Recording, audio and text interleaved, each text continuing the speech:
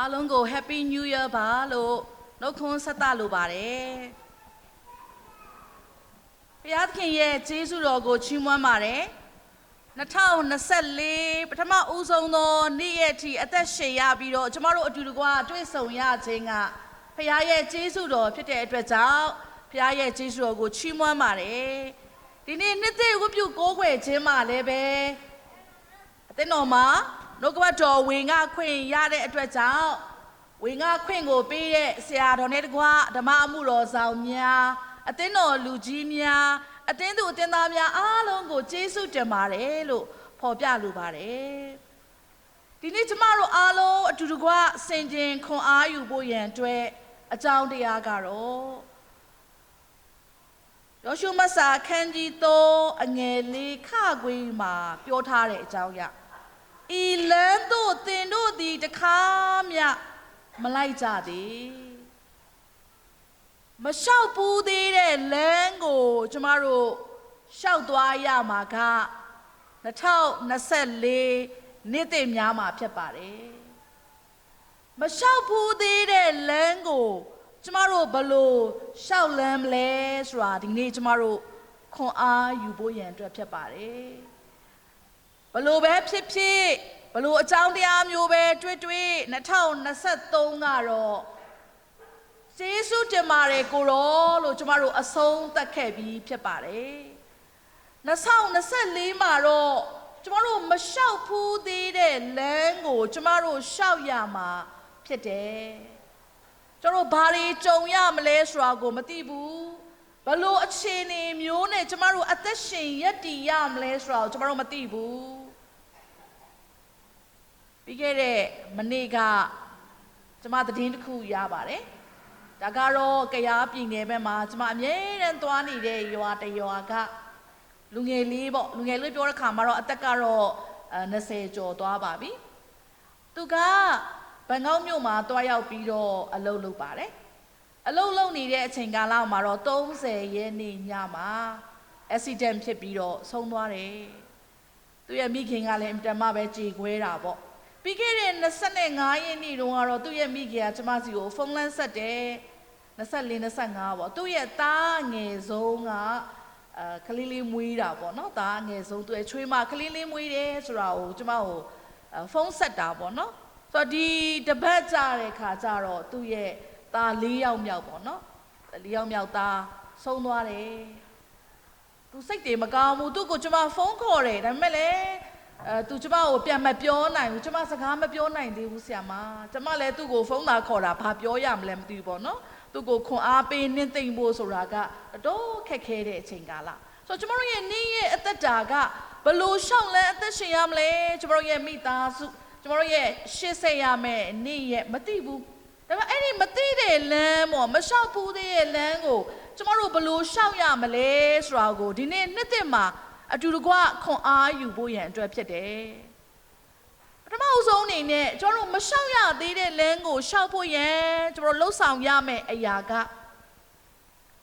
ယောရှုကလည်းသင်တို့ဒီကိုတန့်ရှင်းစေကြလောကျမတို့ရဲ့အသက်တာကိုတန့်ရှင်းစင်ကြယ်ခြင်းအမှုရာနဲ့နှစ်သက်ကိုရှောက်လန်းဖို့ရန်အတွက်ဖြစ်တယ်ဆိုတော့တန့်ရှင်းခြင်းဆိုတော့ဘယ်သူကတန့်ရှင်းနိုင်မှာလဲ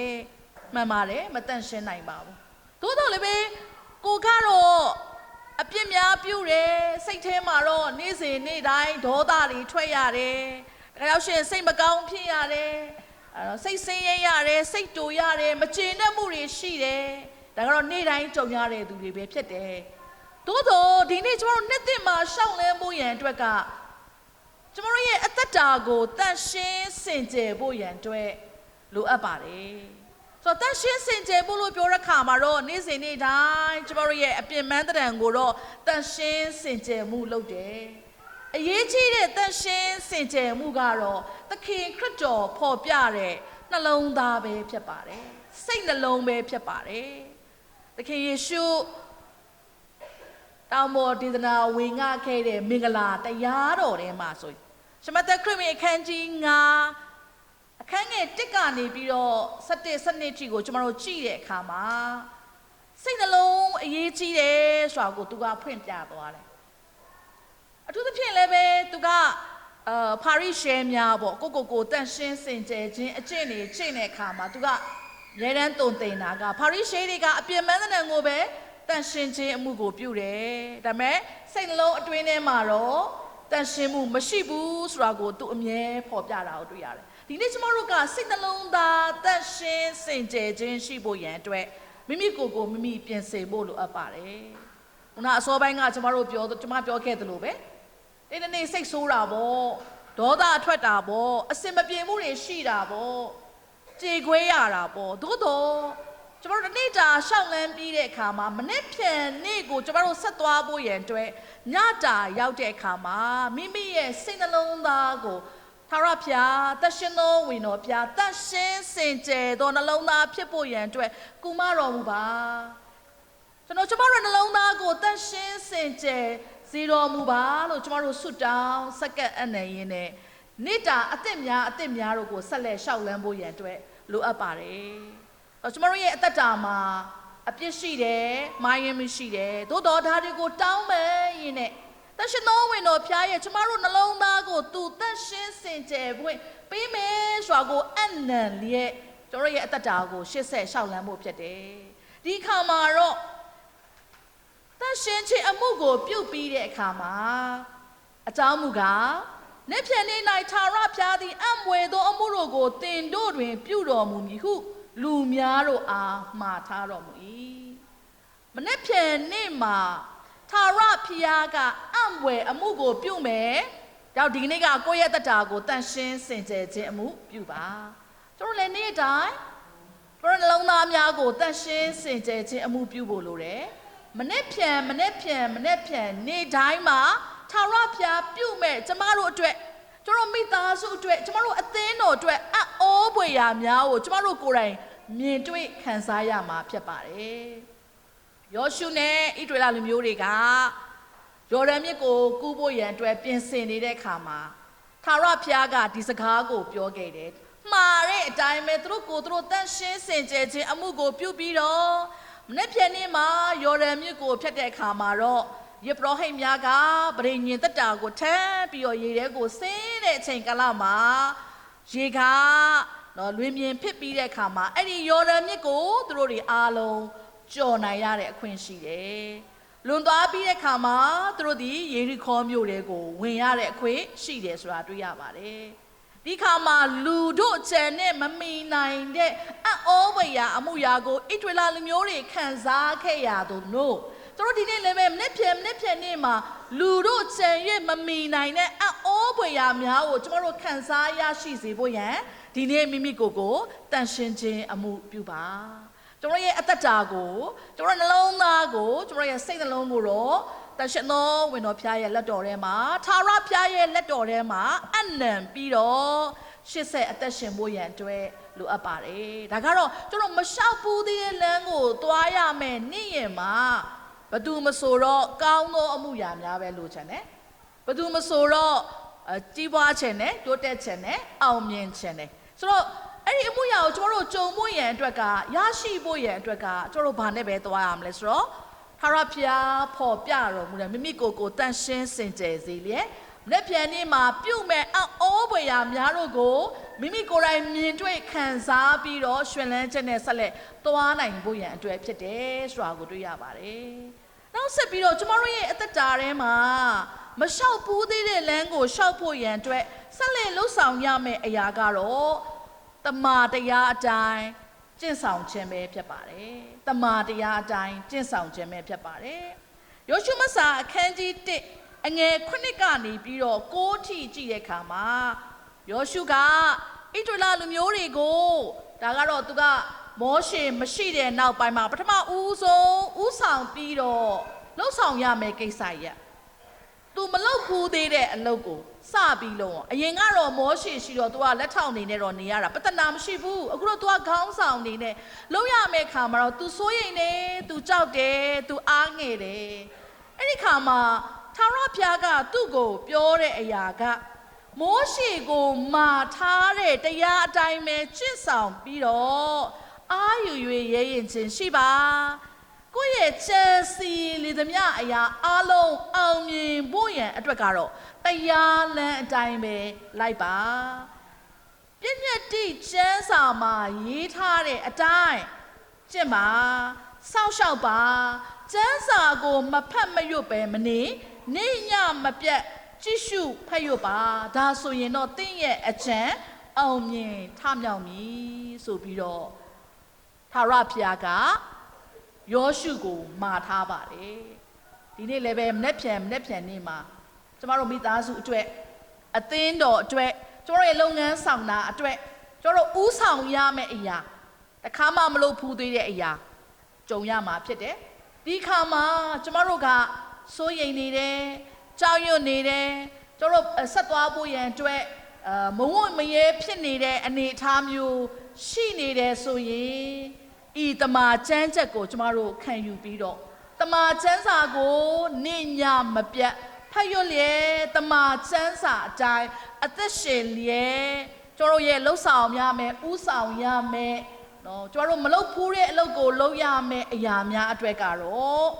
အကျင့်ထမြောက်ပြီးတော့အောင်မြင်မှာဖြစ်တယ်ဆိုတာကိုကျမတို့ခံယူပြီးတော့ကျမတို့မလျှောက်ဖူးသေးတဲ့လမ်းကိုဆက်လက်သွားဖို့ရန်အတွက်ဖြစ်ပါတယ်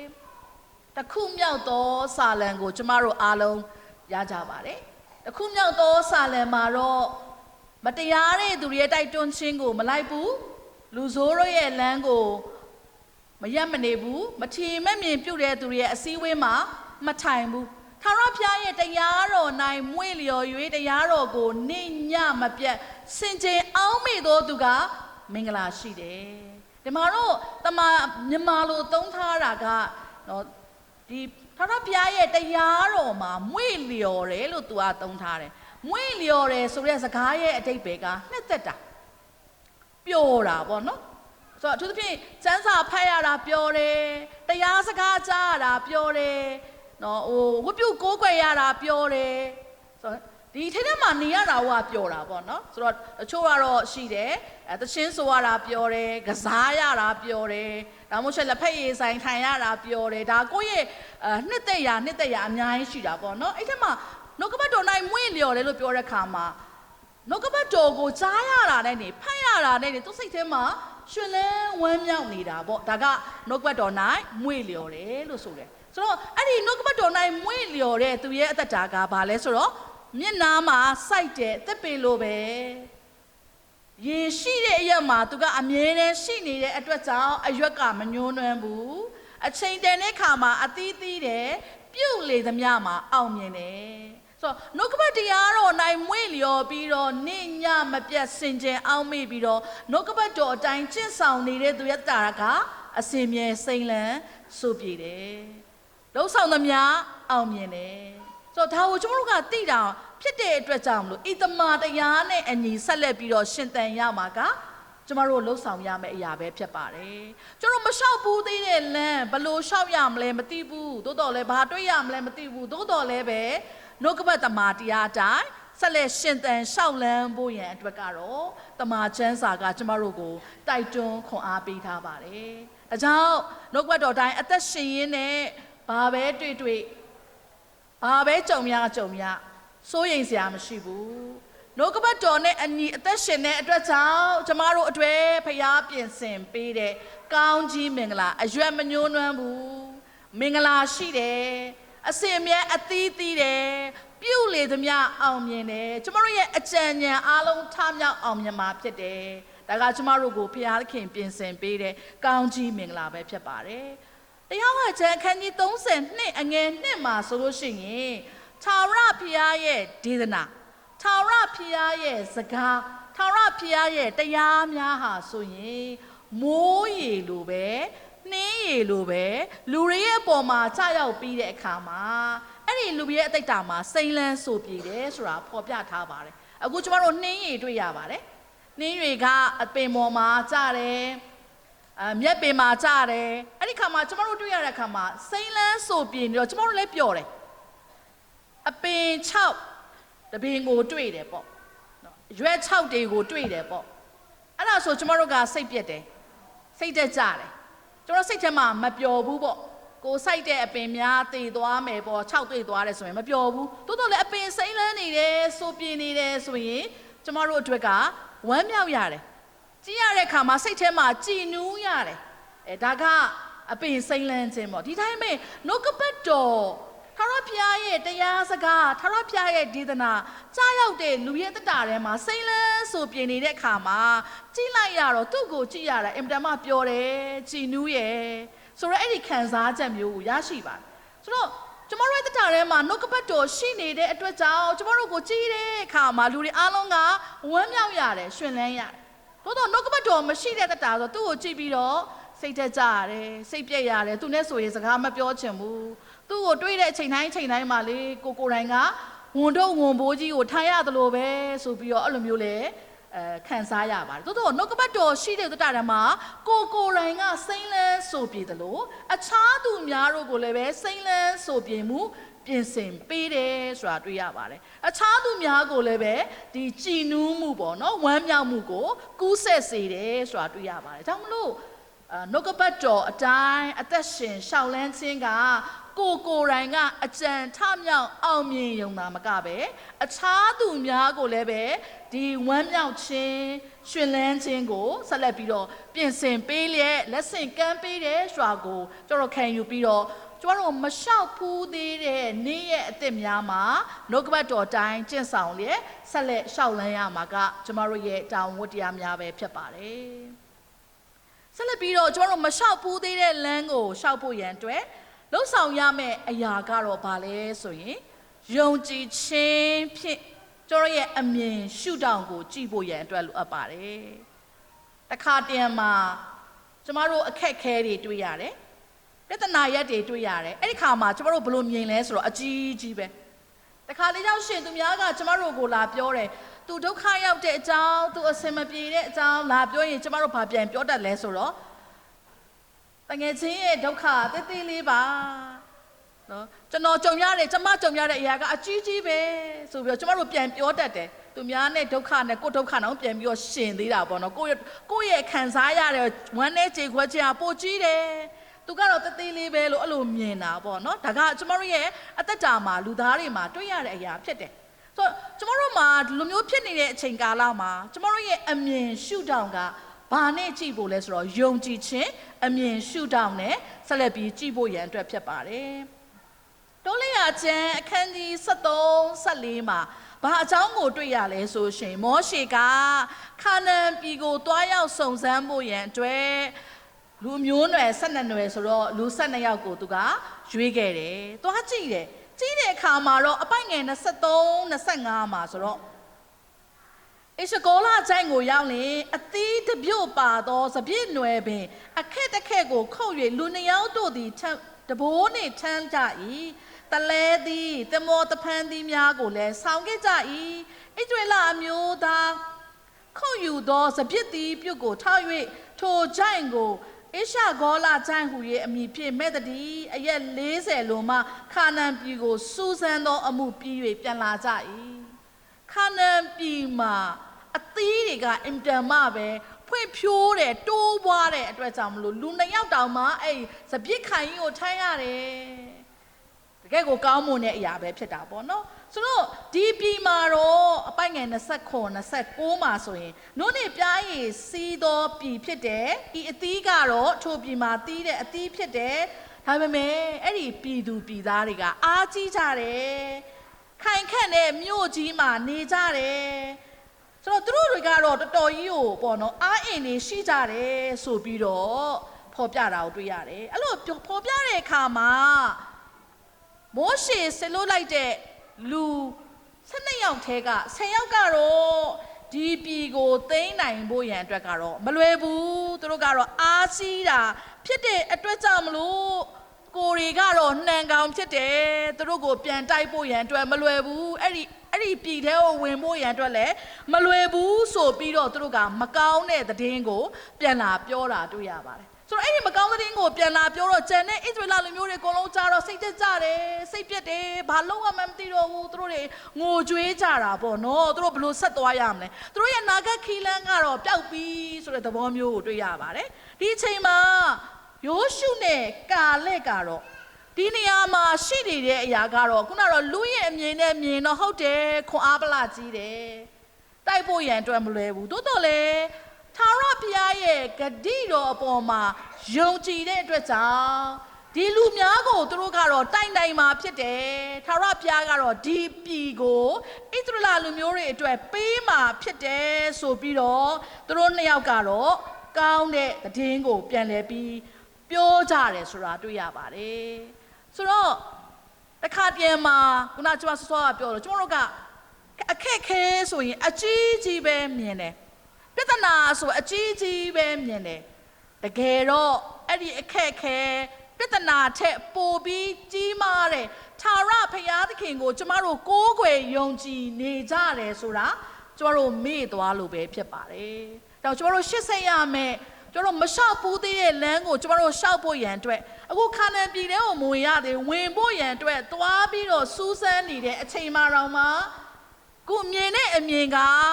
ယုံကြည်ခြင်းမပါတဲ့အတွက်ကြောင့်မလွယ်ဘူးမသွားနဲ့ဆိုတဲ့သတင်းပေါ့တိုးတော့လေမိုးရှင်နဲ့ကာလိတုကကြတော့ယုံကြည်ခြင်းအမြင်ရှုထောင့်ကနေကြည့်တယ်ထာဝရဘုရားရဲ့ဂတိတော်ကိုဆွဲကင်ပြီးတော့သူတို့ကြည့်တဲ့အတွက်ကြောင့်ဒီအရာပေါ်မှာထာဝရဘုရားဒီပြည်ကိုသူတို့ကိုပေးမယ်လို့ပြန်ပြီးတော့ပြောတဲ့အခါမှာဒီနို့နဲ့ပြားရည်စီးတဲ့ပြည်ထဲကိုတော့ယောရှုနဲ့ကာလက်ဣသရေလအမျိုးများဝင်ရောက်ရတဲ့အခွင့်ကိုရှိတယ်ဆိုတာတွေ့ရပါတယ်ဒီနေ့ကျမတို့ရဲ့အသက်တာထဲမှာမလျှောက်ဖူးသေးတဲ့လမ်းကိုဆက်လက်လျှောက်ဖို့ရန်အတွက်ယုံကြည်ခြင်းအမြင်ရှုထောင့်နဲ့ရှေ့ဆက်သွားဖို့ဖြစ်တယ်ပြဿနာရှိတယ်ထာဝရဘုရားအဖြစ်ကြော်လွန်နိုင်မယ်အခက်အခဲရှိတယ်ထာဝရဘုရားပြုတော်မူတဲ့အရာကကျမတို့ယုံကြည်ခြင်းနဲ့ရှေ့ဆက်သွားမှာဖြစ်တယ်ဆိုတဲ့အခါမှာကျမတို့ဒီ2024နှစ်တာလုံးကိုကောင်းမွန်စွာနဲ့အောင်မြင်စွာနဲ့ရှောင်လန်းနိုင်မှာဖြစ်တယ်ဆိုတာကိုဒီနေ့နှုတ်ကတော်တိုင်းကျွန်တော်ဆက်လက်ပြီးတော့ရှင်းသန်သွားဖို့ရန်အတွက်ဖြစ်ပါတယ်။အကြောင်းကျမတို့မလျှောက်ဖူးသေးတဲ့လမ်းကိုရှောက်ရမှာဖြစ်တယ်။သို့တော့ကြောက်ရွံ့စရာစိုးရိမ်စရာအကြောင်းမရှိဘူး။ဥစွာကျမတို့ကိုယ်တန်ရှင်းစင်ကြယ်ခြင်းအမှုကိုပြုလျက်မနေ့ပြန်နေ့၌ထာဝရဘုရားပြုမဲ့အောပွေရာများကိုအရယူနိုင်တဲ့သူများဖြင့်ဆက်လက်ပြီးတော့ရှင်သန်သွားဖို့ဖြစ်တယ်။ထာဝရဘုရားရဲ့နှုတ်ကပတ်တော်၌တည်လျက်ကျင့်ဆောင်ခြင်းအပြင်လောကီဆောင်ရွက်လေသည်များအကြံထမြောက်အောင်မြင်ယုံသာမကကိုယ့်ရဲ့အသက်တာအပြင်လည်းတခြားသူများတို့ကိုရှင်လန်းစေတယ်ဝမ်းမြောက်စေတယ်ထာဝရဘုရားရဲ့မေတ္တာကိုခံစားစေတဲ့အထိအသက်တာကိုရှေ့ဆက်သွားဖို့ရန်အတွက်ဖြစ်တယ်ကျမတို့ရဲ့အမြင်ရှုထောင့်များသည်ထာဝရဘုရားရဲ့ဂတိတော်အပေါ်မှာယုံကြည်လျက်